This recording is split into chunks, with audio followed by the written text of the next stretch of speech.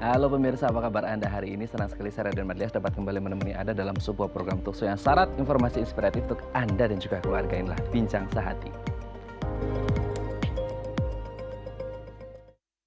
Ya pemirsa, pernah nggak sih Anda ngerasa lemes, lelah berlebihan tanpa sebab, diiringi sakit kepala, pusing, atau susah konsentrasi? Nah, Anda harus berhati-hati, siapa tahu Anda mengalami yang namanya anemia atau kurang darah. Nah, anemia ini sendiri ada beberapa jenis, salah satunya adalah anemia megaloblastik. Apa itu anemia megaloblastik? Inilah topik yang akan kita bahas hari ini. Kalau kita ngomongin tentang anemia, ini kan mudah lelah seperti itu ya, salah satu gejalanya. Nah, sekarang kita akan membahas terlebih dahulu nih, lelah mental seperti apa kalau kita menilik dari sisi psikologisnya. Kita bahas yang pertama.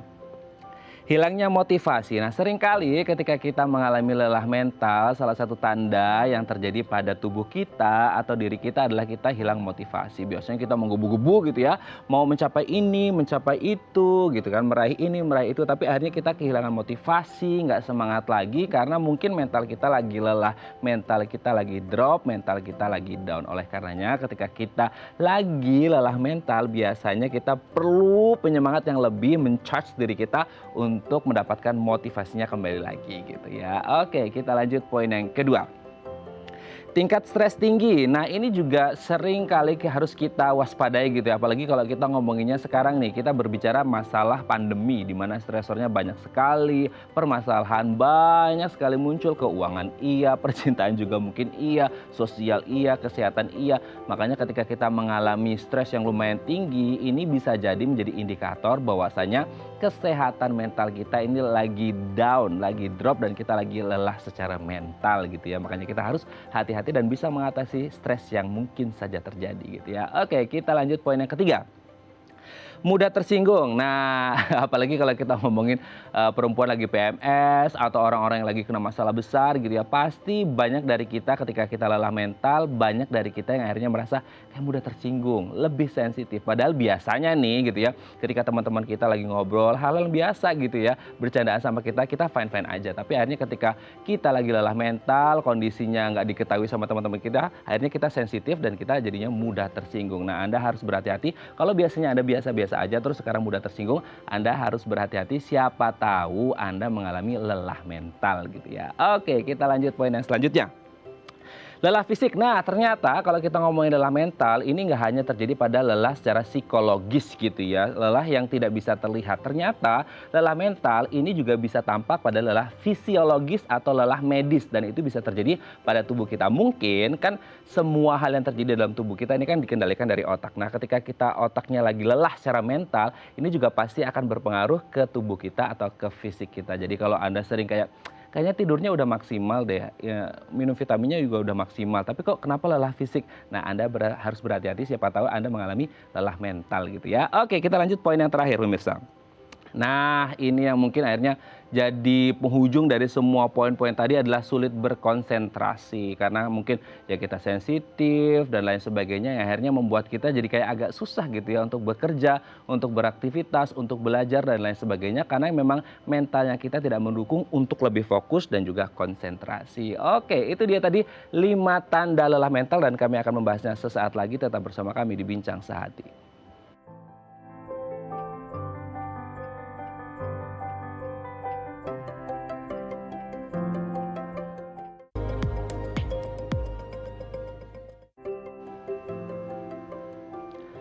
Baik, Anda masih bersama kami di Bincang Sehati. Tadi di segmen sebelumnya kita sudah membahas beberapa tanda-tanda lelah mental. Nah, untuk membahasnya telah tersambung bersama kami di sambungan Zoom dengan Mas Erik Sucitra, MPASI Psikolog dari Perhati Counseling and Care Center. Selamat pagi Mas Erik, apa kabar? Halo, selamat pagi. Semoga Mas dalam keadaan baik juga. Baik ya Mas ya. Oke Mas, kita ketemu lagi hari ini. Ya, harapan kita meski pandemi, meski berbagai macam masalah yang timbul dalam kehidupan kita gitu ya, ini kadang-kadang kan membuat kita akhirnya ya mau nggak mau harus lemes gitu ya. Lemes, lelah, capek, fisik iya, mental juga iya. Nah, kadang-kadang kita nggak begitu paham gitu ya.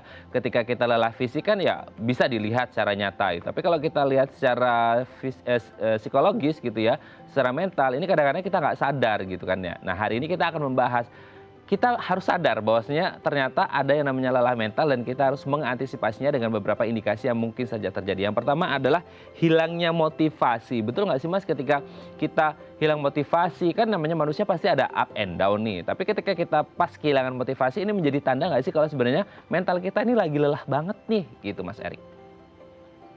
Oke, betul. Nah, sebenarnya ada banyak sekali hal yang terjadi di dalam dunia kesehatan mental yang kita tuh bisa analogikan dengan kesehatan medis atau kesehatan fisik. Kayak misalnya, orang kan kalau misalnya secara fisik mereka lelah, ada antara dua alasan tuh. Pertama, antara ototnya dipakai terlalu keras gitu, terus menerus nggak ada istirahat. Kemudian kedua, ketika melakukannya salah postur atau salah gerakan, kebiasaan yang salah, makanya badannya jadi capek, kemudian ada yang rusak. Nah, hilang motivasi itu juga mirip sebenarnya. Kan otot kalau udah capek, digerakin pun susah banget rasanya. Kayak bahkan kalau dipaksa pun terkadang kalau orangnya terlalu ngegas gitu ya, nggak start small dulu, bisa-bisa ototnya pun nggak mau, nggak kuat, belum kuat gitu. Sama kayak hilang motivasi, malas ngapa-ngapain, low energy, susah gerak, padahal udah tahu itu sebenarnya hal yang sehat gitu loh. Tapi Eh, tetap kayaknya susah banget, capek rasanya. eh. Oke, berarti memang ketika kita merasa bahwasanya, ih motivasinya agak hilang, ngedrop, ngedown gitu, ini kita harus waspada juga. Ternyata kita harus mericas lagi ini kesehatan mental kita untuk lebih semangat lagi gitu ya Mas ya. Oke, kita Betul lanjut banget. poin yang kedua Mas. Tingkat stres tinggi. Nah, ini juga menjadi satu warning gitu ya, ketika kita berbicara tentang lelah mental, ini apakah selalu diiringi dengan tingkat stres yang tinggi gitu? Karena kita lihat kan pasti ya namanya manusia, kita punya akal pikiran pasti akan merasakan stres ya Mas ya. Cuman kan mungkin tingkat stres, kadarnya, porsinya dari setiap orang akan berbeda-beda. Nah, kalau kita ngomongin tingkat stres yang tinggi, apakah ini bisa menjadi salah satu indikator bahwasanya oke, kesehatan mental kita lagi lelah dan tingkat stres yang tinggi ini kan kadang-kadang relatif ya Mas ya, maksudnya kayak satu orang dengan orang lain tingkat relativitas untuk stresnya dikatakan tinggi ini yang seperti apa? Apakah yang nangis nangis gitu atau bisa mengganggu kegiatan atau aktivitas sehari-hari atau gimana nih Mas?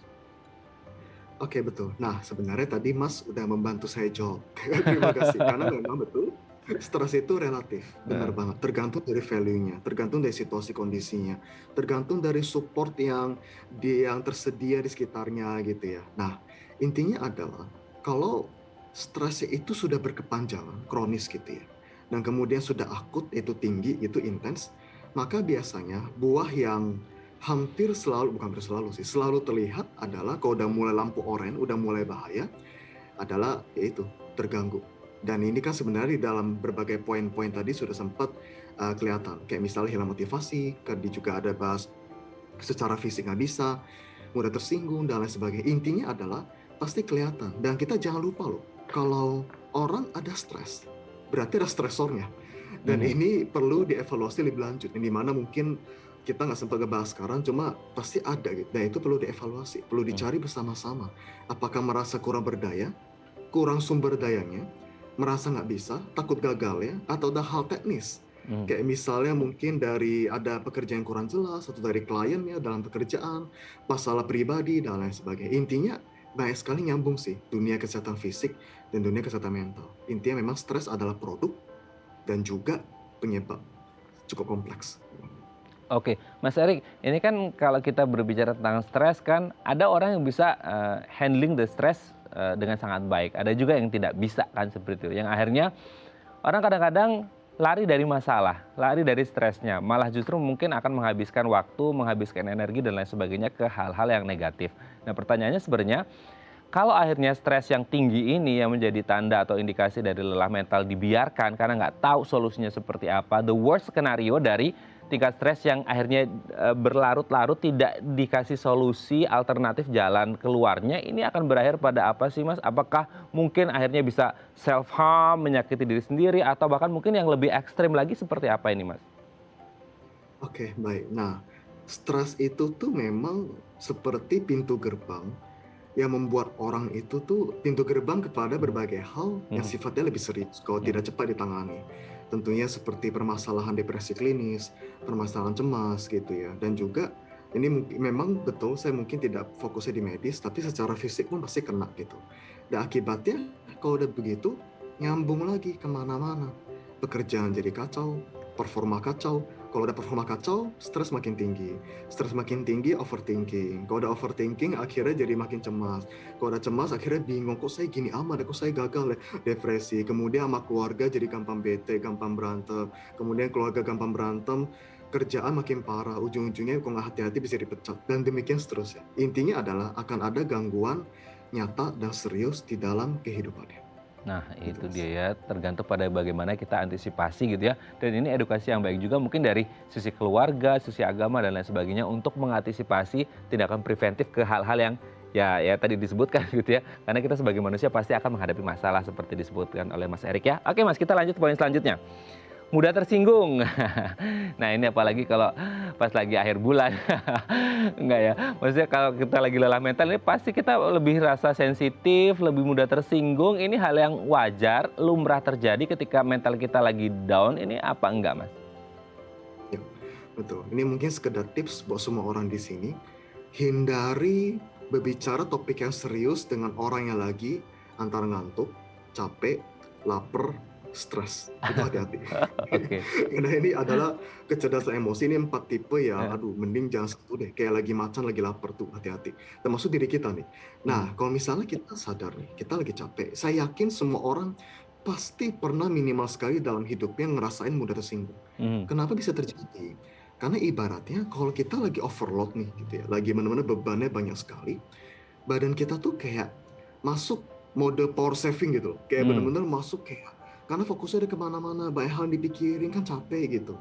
Analoginya adalah misalnya kita udah nanggung tas berat banget, ditambah terus tambah terus sampai kita jalannya bongkok gitu kan capek sakit gitu, terus tiba-tiba di depan ada gajlukan di jalanan gitu ya, mhm, terus kita nggak lihat padahal gajlukannya kecil, itu analoginya masalahnya kecil gitu, mhm. karena udah capek nggak kelihatan gitu nggak terduga kesandung, akhirnya langsung wah reaksi emosionalnya tinggi, ngamuk-ngamuk sedih marah gitu ya tersinggung dan orang mungkin bingung lah ini kenapa. Padahal cuma disinggung dikit, cuma ada Mhm. masalah dikit, kok malah jadi begini? Nah, hati-hati. Entah itu diri kita maupun orang lain. Jangan-jangan itu lagi burn out banget, lagi capek banget. Tapi ya semoga jelas sih dari analogi itu. Oke. Apa Mas tadi capek, ngantuk, stres, gitu ya? Sama lapar. Oke ya, jadi harus berhati-hati dari 4 orang tersebut gitu ya. Kita juga harus bisa memahami keadaan atau kondisi dari si orang lain, suasana hatinya lagi bagus atau enggak gitu ya. Oke Mas, kita lanjut poin yang selanjutnya. Nah, lelah fisik, kan kita dianjurkan oleh dokter kan secara medis kita 7, 8 atau 9 jam lah gitu ya rata-rata waktu tidur seseorang. Tapi ketika kita kayaknya tidurnya udah pas deh ideal waktunya, terus kemudian juga cukup istirahat segala macam, tapi kayaknya fisiknya lelah terus gitu. Nah, ini bisa menjadi indikasi bahwasanya ternyata lelahnya bukan hanya dari fisiknya aja, tapi pengaruhnya dampak dari lelah mental juga. Bisa nggak sih Mas seperti itu?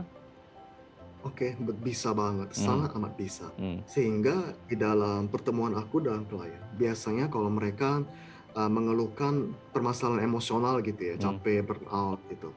Salah satu hal yang paling sering dibahas adalah apa sih yang kamu lakukan sebelum tidur? mmm, Gitu loh.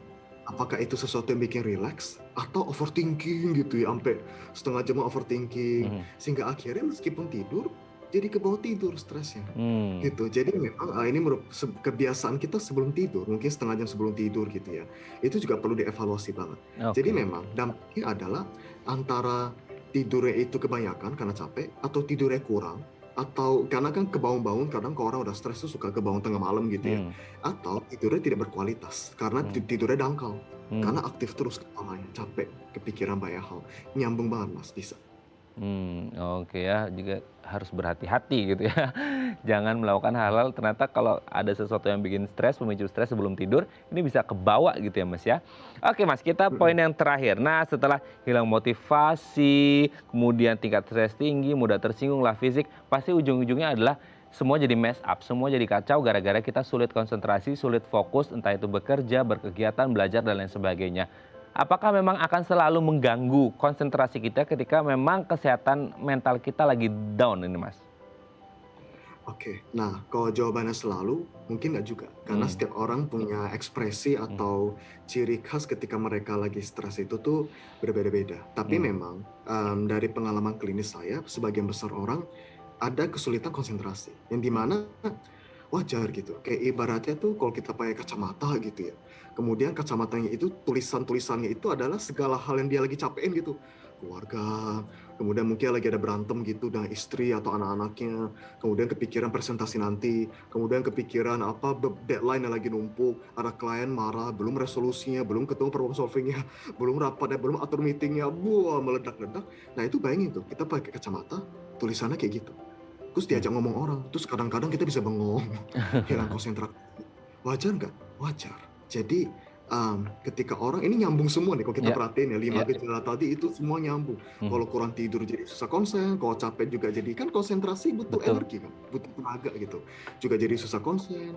Aduh, nyambung deh semuanya Mas. Jadi jawabannya ya betul, bisa kalau nggak Oke, hati-hati. berarti memang kita harus antisipasi, apalagi kalau mungkin sekarang pandemi juga, banyak Mhm. permasalahan, masalah pribadi dan lain sebagainya. Kita harus benar-benar bisa memanage stress management dan juga supaya kesehatan mental kita tetap terjaga gitu ya. Baik, terima kasih Mas Erik sudah berbagi bersama kami pagi hari ini. Saya sehat terus dan salam untuk keluarga di rumah. Terima kasih Mas Erik, selamat pagi. Kasih. Baik pemirsa, selanjutnya kita akan membahas tema kita hari ini. Bagi Anda yang memiliki pertanyaan seputar tema kita hari ini, Anda bisa menghubungi kami di nomor 021 290 3244 atau DM Instagram kami di @bincangsahatidayatv. Kami akan segera kembali.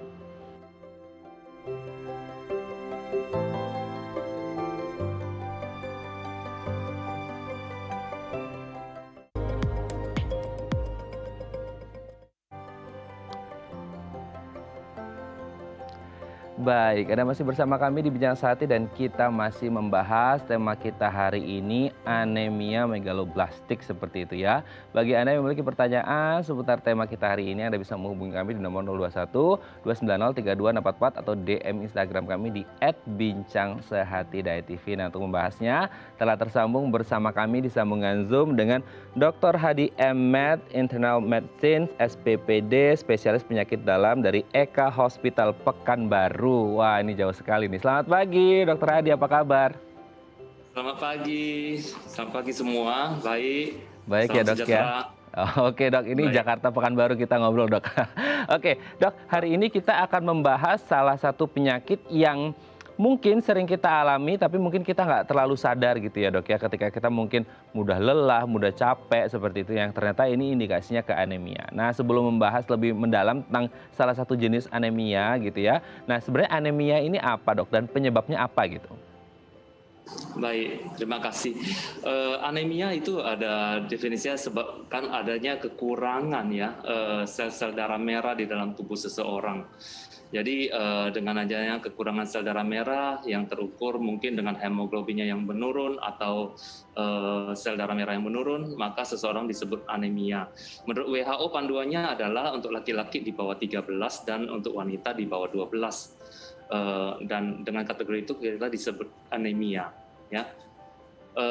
Penyebab anemia itu bisa beragam ya. Biasanya penyebab anemia bisa karena kehilangan darah secara akut maupun kronis. Akut artinya tiba-tiba, misal seseorang mengalami kecelakaan atau perdarahan dari saluran cerna, itu kehilangan darah secara tiba-tiba bisa menyebabkan anemia. Ada juga kehilangan darah secara kronis, kehilangan darah perlahan-lahan, misalnya luka yang halus di dalam usus yang sehingga buang air besar, kehilangan darah secara perlahan-lahan, atau yang paling sering ditemukan misalnya pada wanita dengan menstruasi Oke. yang agak berlebih. Nah, itu sering terjadi anemia karena kehilangan darah secara perlahan-lahan. Ada juga anemia karena produksi yang kurang, konsumsi yang kurang, misalnya nutrisi yang jelek, ya, konsumsi kekurangan zat besi, ya, kekurangan vitamin dan sebagainya, itu bisa menyebabkan produksi darah terganggu sehingga bisa terjadi anemia. Dan juga ada juga anemia jenis lain yang disebabkan oleh peradangan kronis, penyakit kronis, sehingga pembentukan sel darah merah terganggu. Nah, itu juga salah satu tipe penyebab anemia yang lain. Demikian. Oke, itu tadi anemia dan penyebabnya gitu ya dok ya. Nah, kalau berbicara Ya, tentang anemia dengan beberapa kondisi yang sudah disebutkan oleh dokter tadi gitu ya dok ya.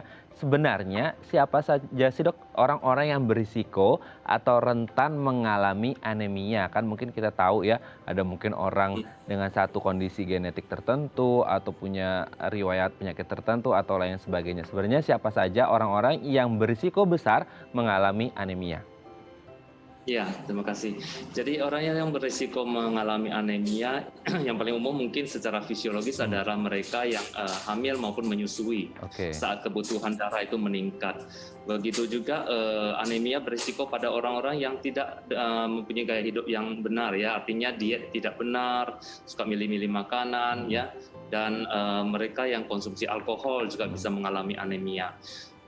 Yang berisiko mengalami anemia juga mereka menderita penyakit kronis, hmm, misalnya penderita gagal ginjal, ya, hmm. penyakit-penyakit autoimun, penyakit dengan peradangan yang kronis, ya, seperti penyakit peradangan usus, ya, dan penyakit-penyakit reumatik kronis itu juga bisa berisiko mengalami anemia. Jadi orang-orang tertentu seperti ini harus rutin mengecek darah, ya.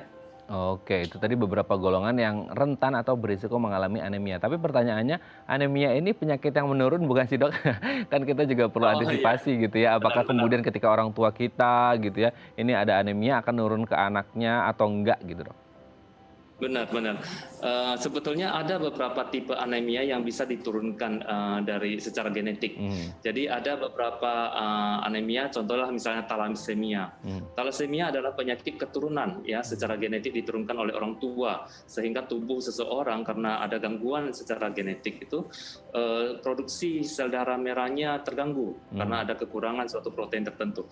Dan ini yang bisa diturunkan secara genetik dan bisa mengalami anemia. hmm, Ada juga misalnya anemia pernisiosa, hmm, artinya itu juga diturunkan dari orang tua sehingga tubuh cenderung mengalami kerusakan sel-sel hmm, di lambung hmm, sehingga menyebabkan penyerapan asupan seperti vitamin terganggu dan terjadi anemia. hmm. Jadi ada walaupun lebih jarang tetapi ada tipe-tipe anemia yang diturunkan dari orang tua.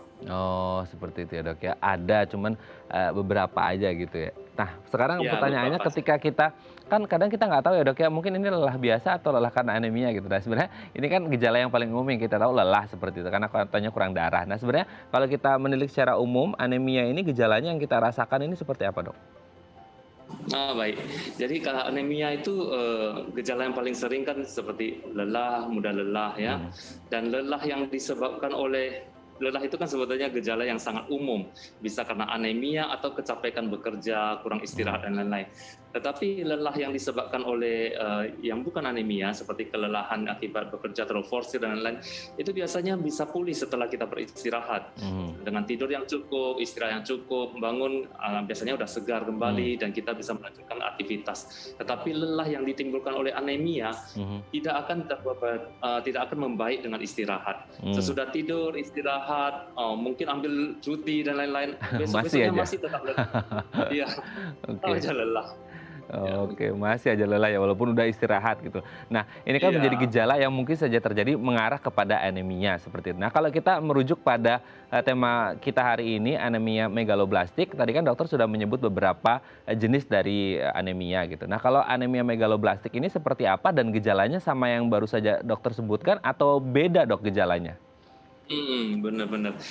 Anemia megaloblastik adalah salah satu dari begitu banyak tipe anemia. Hmm, Dalam medis biasanya kita untuk mengkategorikan anemia berdasarkan dari pemeriksaan darah. Ada yang hmm, disebut pemeriksaan darah kalau kita lihat di hemarutin, ada yang disebut MCV. hmm, Itu adalah dari ukuran dari sel darah merah yang diperiksa. Nah, berdasarkan MCV itu kita melihat apakah ini yang termasuk mikrositer yaitu selnya lebih kecil atau normal atau besar hmm, makro. Nah, anemia megaloplastik yang termasuk yang MCV-nya tinggi ya. hmm, Dan ini biasanya adalah anemia yang disebabkan oleh defisiensi vitamin B12 dan asam folat. hmm, Nah, itu menyebabkan akhirnya gara-gara kekurangan vitamin B12 dan folat, akhirnya pematangan dari sel-sel darah merah yang dikeluarkan dari sumsum tulang itu terhenti. hmm, Sel-sel darah merah kita pada awalnya dibentuk di sumsum tulang dalam bentuk primitifnya adalah berukuran besar. Dan di situ inti sel dari sel darah merah, cikal bakal sel darah merah itu harusnya berkembang. hmm, Tetapi perkembangannya terhenti karena kekurangan vitamin B12 dan folat, sehingga berbentuk ukuran besar dan tidak bisa menjadi matang dan tidak bisa digunakan. hmm, Maka karena ukurannya besar lah yang disebutkan megaloblastik. hmm, Megalo itu artinya besar. Nah, itulah asal awal katanya megaloblastik anemia. Jadi beredar ditemukan darah dari pembuluh darah ditemukan bahwa ada sel-sel berukuran besar yang tidak matang. Itu megaloblastik anemia. Oke. Baik. Itu kan anemia megaloblastik yang besar seperti itu, Dok, ya. Nah, ini sebenarnya kalau menilik dari gejalanya dan dampak ke orangnya ini sama dengan yang anemia biasa atau ada yang lebih spesifik lagi baik dari Oh gejala iya, maupun dampaknya, Dok? benar. Jadi gejala-gejala dari anemia megaloblastik pada umumnya hampir serupa dengan gejala anemia lain. Misalnya letih, ya, mudah capek, pucat, ya, berdebar. Tetapi ada hal-hal lain yang berbeda sedikit adalah mereka pada awalnya mungkin akan ada keluhan seperti mual, diare, penurunan berat badan, ya, dan kemudian ada perubahan di lidah seperti lidah agak licin, ya, beradang dan bengkak. Selain itu yang paling membedakan lagi adalah anemia megaloblastik ini banyak dengan keluhan saraf, ya. Pada tingkat derajat yang lebih sedang ke berat ini ada gangguan-gangguan saraf. Seperti mulai dari kebingungan, ya, gangguan konsentrasi, daya ingat berkurang, hingga bisa terganggu gerakan-gerakan motorik, ya, gangguan-gangguan saraf. Jadi cukup serius, ya, dan pengaruh gejala sarafnya jauh lebih nyata, ya, dibandingkan anemia tipe lain. Karena vitamin B12 itu dan asam folat terutama sangat diperlukan, ya, di bagian saraf kita.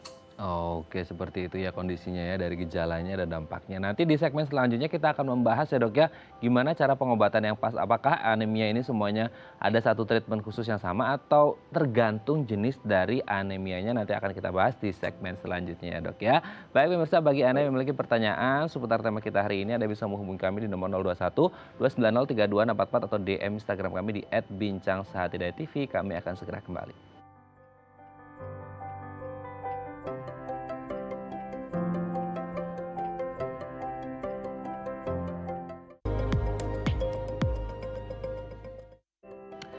Baik, Anda masih bersama kami di Bincang Sehati dan kita masih membahas tema kita hari ini, anemia megaloblastik. Bagi Anda yang memiliki pertanyaan seputar tema kita hari ini, Anda bisa menghubungi kami di nomor 021 290 3244 atau DM Instagram kami di @bincangsehatidayatv. Masih bersama dengan Dr. Hadi Ahmad, Internal Medicine SPPD, spesialis penyakit dalam dari Eka Hospital Pekanbaru yang ada di Riau sana ya. Dok, kita lanjut lagi, Dr. Hadi.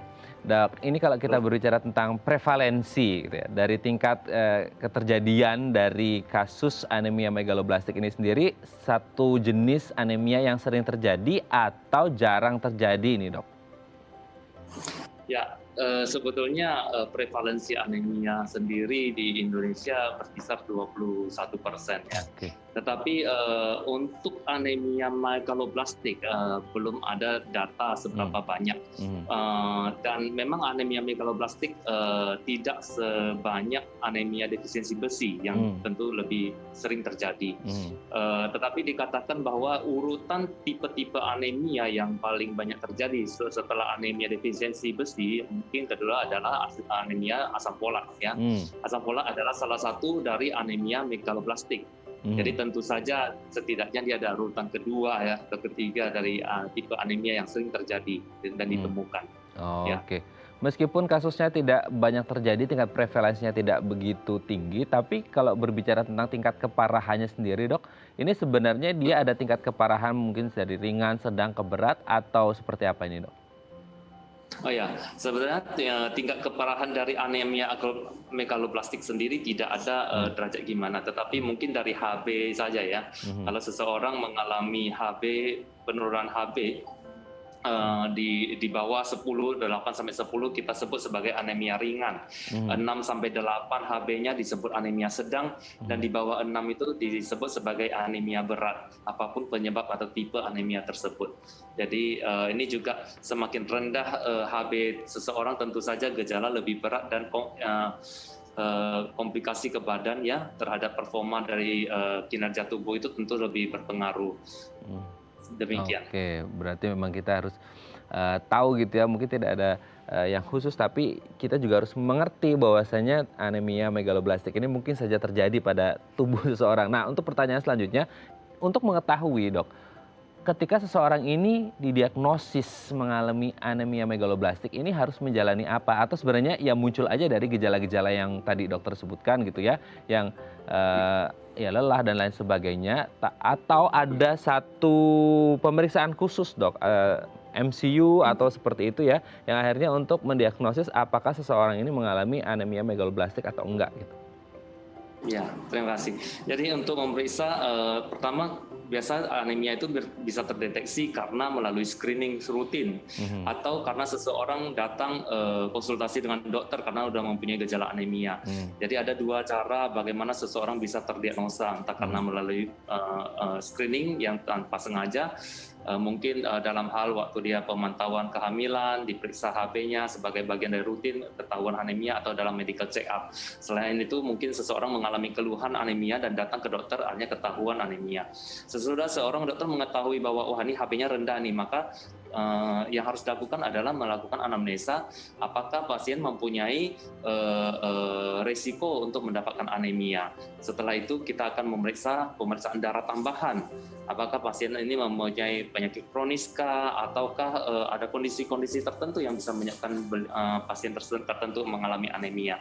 Nah, dari MCV yang saya jelaskan sebelumnya itu, bahwa MCV adalah ukuran dari sel itu, kita bisa mengkategorikan kemungkinan penyebab anemianya. Jadi jika hasil MCV-nya tinggi, yaitu ukuran selnya tinggi, besar, maka kita akan curiga bahwa salah satu penyebab anemia ini mungkin adalah anemia megaloblastik. Jika kita mencurigai, wah MCV tinggi, HB-nya rendah, ini kemungkinan megaloblastik, berikutnya kita akan periksa serum dari vitamin B12 dan asam folat. Nah, atau serum kobalamin ataupun asam folat kita periksa, dan jika ternyata rendah maka bisa kita tegakkan bahwa ini anemia megaloblastik ya, yang disebabkan defisiensi apakah vitamin B12 dengan asam folat atau defisiensi asam folat saja. Oke ya. Oke, itu menjadi satu hal yang harus kita waspadai dan kita lakukan untuk kemudian mendiagnosis apakah memang seseorang ini mengalami anemia megaloblastik atau enggak gitu ya dok ya. Oke dok, sebelum kita lanjut lagi, sebenarnya tadi nanti kita akan membahas bagaimana kemudian ketika setelah didiagnosis apa yang harus dilakukan. Tapi sebelum membahas itu, ini ada DM Instagram dari pemirsa Bincang Sehati, aku bacakan ya dok ya. Ini dari @rindiayuma. Dok, saya itu belakangan ini sering banget capek dan kadang kunang-kunang. Nah, itu gejala anemia bukan ya? Nah, ini mungkin anemia secara umum ini ya dok ya, yang ditanyakan oleh Mbak Rindi. Belakangan ini sering banget capek dan kadang kunang-kunang. Itu gejala anemia atau bukan ini dok? Gimana dok? Iya, baik. Jadi gejala yang disebutkan sebagai mudah capek ya dan kunang-kunang itu sebetulnya bisa merupakan gejala anemia. Tetapi tentu saja harus dilakukan pemeriksaan dulu dari pemeriksaan laboratorium untuk memastikan apakah benar ini adalah anemia. Karena hal-hal lain, penyakit kondisi lain juga bisa menyebabkan keluhan yang sama. Seperti capek adalah keluhan yang tidak spesifik, bisa karena capek karena fisik atau karena mental ya. Jadi itu dengan keluhan saja kita tidak bisa memastikan secara langsung bahwa ini adalah penyakit anemia, tetapi kecurigaan itu ada. Maka dianjurkan untuk konsultasi ke dokter dan mungkin akan dilakukan pemeriksaan laboratorium, dan kalau ternyata hemoglobinnya rendah maka kita bisa tahu bahwa ini adalah anemia ya. Penyebab lain kunang-kunang bisa karena misalnya karena adanya hipotensi ya, tekanan darah rendah. Nah, harus kita tahu bahwa kita tidak bisa samakan bahwa anemia dengan hipotensi itu sesuatu yang berbeda. Mungkin sebagian orang akan rancu bahwa wah mungkin darah saya kurang, istilah awamnya darah kurang. Darah kurang itu mungkin bisa salah dari pengertian awam bahwa ini tekanan darahnya yang kurang atau HB-nya yang kurang. Jadi sama-sama bisa menyebabkan kunang-kunang. Biasanya kalau tekanan darah kurang itu pada perubahan posisi, misalnya dari baring ke berdiri atau duduk ke berdiri, mata akan berkunang-kunang. Itu biasa bisa karena terjadinya hipotensi, tekanan darah agak rendah. Atau anemia juga bisa. Tetapi biasanya yang disebabkan tekanan darah, sesudah beberapa saat kunang-kunang tersebut akan hilang dan bisa melanjutkan kegiatan. Begitu. Oke. Dok, ini kalau melanjutkan pertanyaan dari pemirsa Bincang Sehati, Mbak Rindi ini ya dok ya. Nah, kebanyakan kan salah satu gejala yang sering muncul, baik itu anemia jenis apapun, adalah lelah dok. Nah, sebenarnya yang lelahnya ini dia hilang timbul atau secara konstan terus menerus terjadi, atau seperti apa sih dok kalau ini lelahnya menuju ke anemia dok? Kalau lelahnya menuju anemia, biasanya kalau dengan istirahat paling membaik sedikit saja karena Hmm. dia udah bangun tidur, lelah yang disebabkan bukan anemianya sudah terobati dengan Hmm. istirahat. Tetapi begitu dia mulai beraktivitas, udah lelah kembali. Jadi rasa letihnya mudah timbul walaupun tidak dalam keadaan kerja berat, ya. Itu Hmm. lelah yang diakibatkan anemia. Apalagi seseorang mempunyai kondisi penyerta. Contohlah seseorang faktor usianya udah berumur dan dia mempunyai gangguan jantung misalnya. Hmm. Jadi pada orang dengan anemia plus ada masalah di jantung, efek yang dirasakan jauh lebih berat daripada orang yang anemia saja tanpa penyakit lain. Atau seseorang mengalami anemia juga mempunyai penyakit ginjal dan lain-lain, tentu saja itu efeknya keluhannya lebih dramatis dibandingkan orang yang hanya mengalami anemia saja. Jadi berbeda-beda derajat simptomnya ya, satu orang ke orang lain, tergantung apa yang dimiliki sebagai penyerta penyakit penyertanya. Oke, tergantung kondisinya dengan penyakit penyerta atau komorbid yang ada pada orang tersebut gitu ya dok ya. Oke, semoga Ya. ini bisa menjawab pertanyaan dari Mbak Rindi dan semoga sehat-sehat terus gitu ya. Kalau perlu ya harus tetap cek konsultasi ke dokter untuk mengetahui apakah ini menuju ke anemia atau tidak supaya jelas gitu ya. Kalaupun anemia ya harus mendapatkan perawatan atau pengobatan. Nah, ngomong-ngomong tentang pengobatan atau perawatan nih, dok, sebenarnya ketika tadi kan sebelum kita bahas DM ini kita sudah ngomongin bagaimana cara menegakkan diagnosis ketika seseorang divonis oke anemia megaloblastik seperti itu. Nah, setelah akhirnya ditegakkan diagnosis bahwa seseorang mengalami anemia megaloblastik, ini apa yang harus segera dilakukan, dok? Oke. Setelah seseorang terdiagnosa bahwa dia adalah penderita anemia megaloblastik, tentu saja dengan konsultasi dokter akan menentukan apa yang menyebabkan dia menderita anemia megaloblastik.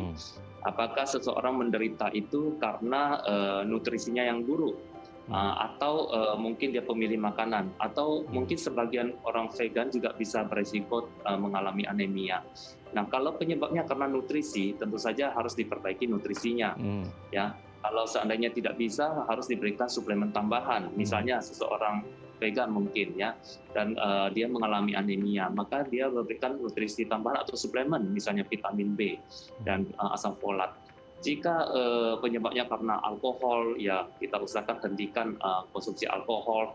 Jika penyebabnya karena penyakit keturunan seperti anemia pernisiosa dan cenderung di autoimun, itu tidak bisa kita perbaiki. Itu terpaksa diberikan suplemen dengan berupa suntikan maupun obat minum vitamin B untuk jangka panjang, ya boleh dikatakan seumur hidup. Jadi tergantung dari penyebabnya dari anemia tersebut, maka kita akan melakukan tindakan-tindakan pengobatan sesuai dengan etiologi dan penyebabnya tersebut. Oh, oke. Ya. Oke dok, yang menjadi pertanyaan juga ya, yang sering kita tanyakan adalah, kan ada beberapa penyakit yang memang mereka bisa sembuh secara total, ada juga yang long term banget nggak bisa sembuh, hanya bisa ya terkontrol aja gitu. Nah, kalau anemia, khususnya anemia megaloblastik ini sendiri adalah penyakit yang sebenarnya bisa sembuh 100% total gitu ya dok ya? Atau sebenarnya ya ada seperti beberapa penyakit yang dia tidak bisa sembuh 100%, hanya bisa dikontrol gitu dok? Ya, terima kasih. Jadi jika penyebabnya adalah karena asupan dan lain-lain, itu seharusnya kalau pasien tersebut mau mengubah dengan pola makan, gaya hidup dan lain-lainnya, itu tentu saja bisa sembuh. Jadi jika dia nutrisinya selama ini kurang, maka dia perbaiki dan akhirnya anemianya sembuh, terpulihkan dan dia teruskan dengan perubahannya, maka itu akan sembuh. Tetapi jika penyakitnya ini kekurangan vitaminnya ini akibat suatu kondisi, misalnya seseorang menjalani operasi lambung dan usus karena suatu hal, bilanglah ada tumor di ususnya sehingga direseksi, dipotong, dan bagian itu yang membantu penyerapan vitamin itu terganggu, tentu saja itu pasien dengan kondisi tersebut harus mengkonsumsi vitamin untuk jangka panjang. Jadi tidak ada kata sembuh, berarti dia harus menyuplai vitamin B seumur hidup, ya, dan asam folat. Jadi tergantung lagi kondisinya. Sama seperti anemia yang diturunkan, itu juga tidak ada kondisi nggak ada kriteria sembuh, tetapi kita mencegah kekurangan vitamin B12 dengan mengkonsumsi seumur hidup, baik dengan suntikan maupun obat minum. Jadi tergantung penyebabnya juga. Ada yang bisa sembuh, ada yang harus seumur hidup minum vitamin B untuk tambahan. Oke, ada yang bisa sembuh, ada yang harus seumur hidup gitu ya, harus Ya, dikontrol atau terkontrol gitu ya dok ya. Nah semoga yang bisa ya, sembuh ini juga harus disiplin juga ya dok ya untuk terus mengonsumsi seperti benar. nutrisi dan lain sebagainya supaya tidak terjadi rekurensi atau terjadi kambuh lagi gitu ya. Oke dok, nanti di segmen terakhir kita akan membahas beberapa tips yang bisa kita lakukan untuk mencegah anemia secara umum seperti apa gitu ya dok ya. Baik pemirsa, bagi Anda yang memiliki pertanyaan seputar tema kita hari ini, Anda bisa menghubungi kami di nomor 021 290 3244 atau DM Instagram kami di @bincangsaatidai.tv. Kami akan segera kembali.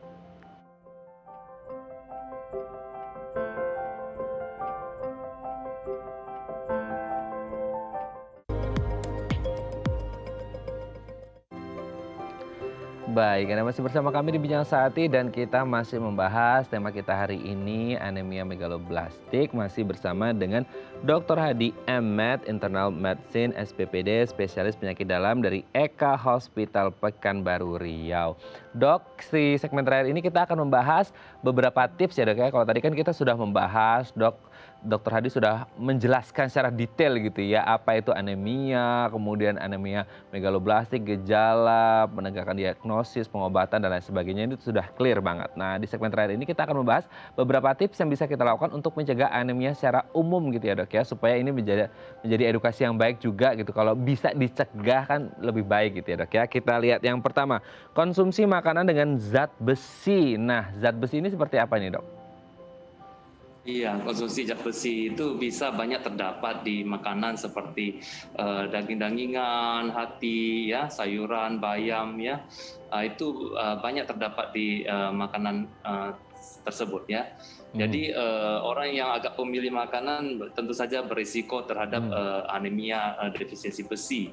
Dan oleh karena itu, terutama waktu kita membutuhkan suplemen-suplemen besi seperti saat kehamilan, tentu saja kita harus mengkonsumsi makanan-makanan tersebut ya, dan menjaga diet yang baik dan sehat. Oke. Picky eaters ini juga berbahaya ya, orang-orang suka milih-milih makanan, apalagi untuk ibu hamil. Tadi dokter menyebut ibu hamil juga sangat rentan sekali kalau mereka akhirnya menjadi picky eaters juga ya, milih-milih makanan dan akhirnya Ya, bisa berpengaruh pada kekurangan zat besi, dan ini bisa pengaruh orang ke atau si ibu bayi. ini mengalami anemia, dan itu bisa nurun juga nggak sih dok ke anaknya? Nah ya, kalau ini ibu mengalami anemia, tentu saja tidak baik untuk perkembangan Oh, janin ya. oke. Tapi tidak menurunkan ke anak, enggak sih. Cuman kan perkembangan janinnya nanti takutnya terganggu gitu. Hmm. Kalau sang ibu mengalami anemia defisiensi besi. Oke, berarti harus jaga makanan banget gitu ya, nggak boleh picky eaters, nggak boleh milih-milih, yang penting sehat gitu ya dok ya. Oke, Iya, kita lanjut yang nomor 2. Setelah zat besi adalah vitamin B12. Nah ini tadi juga dokter sempat menyebut juga dokter Hadi ya, bagaimana kemudian B12 ini menjadi sangat penting. Gimana nih dok? I- Iya benar, ini sangat penting. Ada terdapat makanan-makanan biasanya dari hewani juga ya, produk hewani seperti telur, susu ya, daging-dagingan. Jadi sebetulnya ada kalau seandainya seseorang mengkonsumsi makanan vegetarian untuk lifelong ya, seumur hidup, sebetulnya harus mengecek, dan saya khawatirkan bisa ada berisiko terhadap anemia vitamin B12. Walaupun vitamin B12 bukan hanya semata-mata didapatkan di hewani ya, sebagian nabati ada, tetapi tentu saja jika tidak konsumsi dengan baik ya, mungkin akan berisiko. Ya, oleh karena itu menurut saya sih sebaiknya dalam jangka waktu tertentu memeriksakan diri, dan jika memang dibutuhkan bisa menambahkan dengan suplemen vitamin dari luar ya. Oke, suplemen tambahan gitu ya dok ya. Oke, setelah B12, nah ini juga dokter Hadi dari tadi juga sering menyebut asam folat nih. Gimana nih dok tentang asam folat dan dampaknya untuk kemudian bisa mencegah anemia, khususnya anemia megaloblastik juga mungkin seperti itu dok? Ya, asam folat itu banyak ditemukan di sayur-sayuran ya, seperti brokoli, bayam ya, dan juga buah-buahan ya, buah-buahan termasuk buah-buah seperti citrus, lemon dan lain-lain. Nah, asam folat ini sangat penting terutama saat ibu hamil, karena diperlukan untuk kesehatan saraf dari sang janin. Jadi dengan kekurangan asam folat saat kehamilan bisa menyebabkan gangguan saraf pada janin. Dan asam folat ini juga mudah terganggu bagi orang-orang yang mengkonsumsi obat-obatan tertentu seperti obatan kemoterapi atau metotreksat dan obat-obat kimia tertentu bisa mengganggu metabolisme dari asam folat di tubuh. Obat-obat untuk mencegah kejang, ya sebagian orang mengalami epilepsi harus konsumsi obat anti epilepsi seumur hidup. Nah itu obat-obat seperti ini juga bisa mengganggu asam folat dan menyebabkan defisiensi asam folat. Jadi ada beberapa tertentu yang orang-orang tertentu yang harus mengkonsumsi asam folat. Pasien dengan gangguan ginjal dan harus melakukan dialisis juga harus mengkonsumsi asam folat. Ya, banyak kategori orang-orang yang harus diberikan tambahan suplemen asam folat untuk jangka panjang. Oke, Demikian. kita lanjut poin selanjutnya dok, hindari konsumsi alkohol. Gimana nih dok? Ya, alkohol juga bisa menyebabkan anemia dengan banyak cara. Orang yang alkoholik, tentu saja mereka makan tidak teratur, dan makanannya tidak sehat, mungkin tidak selera makan karena alkoholik dan lain-lain. Akhirnya otomatis ada terganggu suplemen dari makanan yang bergizi ya, seperti yang mengandung vitamin B12 dan asam folat. Selain itu, alkohol juga bisa menyebabkan kerusakan dan menyebabkan oksidan dan menyebabkan pemecahan sel darah merah di dalam tubuh dan bisa menyebabkan anemia. Jadi alkohol itu sangat tidak baik dan bisa menyebabkan anemia dan berbagai cara. Yang sel darah dan lain-lain. Oke, yang terakhir dok, penuhi kebutuhan vitamin C ini juga menjadi sangat penting ya dok ya? Iya. Vitamin C juga sangat penting saat ini ya. Mungkin di zaman pandemi ini banyak anjuran untuk mengkonsumsi vitamin C dan juga vitamin D ya, karena untuk bisa meningkatkan imun tubuh. Imun tubuh ya.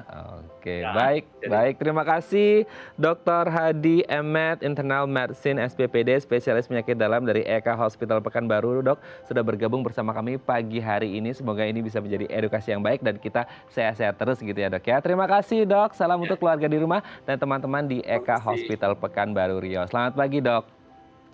Pagi. Baik, pemirsa, bagi Anda yang memiliki kritik dan saran, Anda bisa menghubungi kami di nomor 0889 8100 5000 atau Anda bisa follow media sosial kami di @bincangsaati.tv. Saya Radha Madlias pamit, sampai jumpa dan selamat beraktivitas.